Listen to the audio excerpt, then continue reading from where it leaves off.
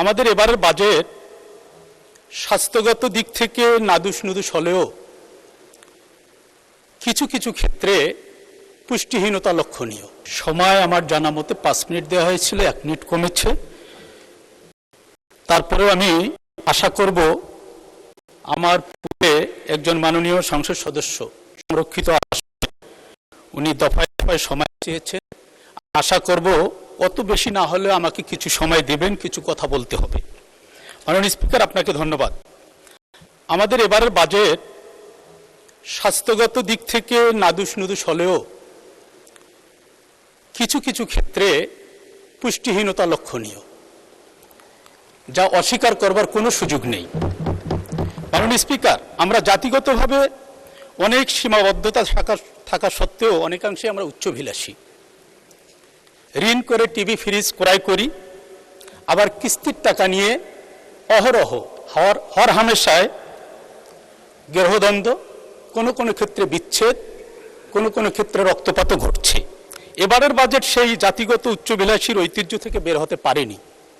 মাননীয় স্পিকার, বাজেটের ভালো দিক অবশ্যই আছে, যা অস্বীকার করবার সুযোগ নেই, কিন্তু একটি বাজেটের প্রকৃত মূল্যায়ন তার দুর্বলতা চিহ্নিত করার মাধ্যমে জাতীয় অর্থনীতি, রাজস্ব, বিনিয়োগ, কর্মসংস্থান ও সাধারণ মানুষের বাস্তবতা বিবেচনায় এই বাজেটের যে দুর্বলতাগুলো তা আমি RICL TMX যুগের পর যুগ স্থাপনা থাকে মজবুত আপনার সামনে উল্লেখ করছি।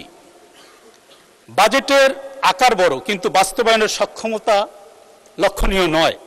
রাজস্ব আদায়ের লক্ষ্য অত্যন্ত উচ্চাভিলাষী। যেহেতু সময় কম, তথ্য দিচ্ছি না। যেখানে বর্তমান রাজস্ব কাঠামোতেই ঘাটতি রয়েছে, সেখানে এত বড় লং জাম্প বাস্তবসম্মত নয়। মূল্যস্ফীতি কমানোর লক্ষ্যে বাস্তবতার সঙ্গে পুরোপুরি সামঞ্জস্যপূর্ণ নয়। কর্মসংস্থান নিয়ে সুস্পষ্ট রোডম্যাপ নেই। বাংলাদেশের সবচেয়ে বড় সংকট এখন বেকারত্ব, কিন্তু বাজেটের সবচেয়ে বড় অগ্রাধিকার সেই বেকারত্ব কি রয়েছে? বেসরকারি বিনিয়োগ বৃদ্ধির বাস্তব কৌশল স্পষ্ট নয়।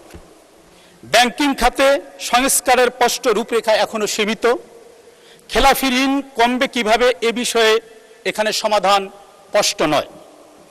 মধ্যবিত্তের জন্য স্বস্তি সীমিত। বাড়ি ভাড়া বেড়েছে, শিক্ষা বেড়েছে, চিকিৎসা ব্যয় বেড়েছে। কৃষি এখনো প্রাপ্য গুরুত্ব পাচ্ছে না। উন্নয়ন প্রকল্পে অপচয়ের ঝুঁকি, ঋণ নির্ভরতা নিয়ে উদ্বেগ। স্বাস্থ্য ও শিক্ষায় কাঠামোগত সংস্কার অনুপস্থিত।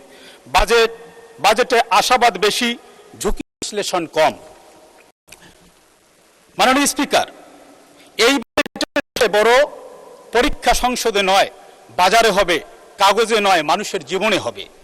যদি মূল্যস্ফীতি না কমে, কর্মসংস্থান না বাড়ে, বিনিয়োগ না আসে এবং রাজস্ব লক্ষ্য পূরণ না হয়, তাহলে এই বাজেট ইতিহাসের বড় বাজেট হিসেবে নয়, অপূর্ণ প্রত্যাশার বাজেট হিসাবে স্মরণীয় দলিল হয়ে থাকবে।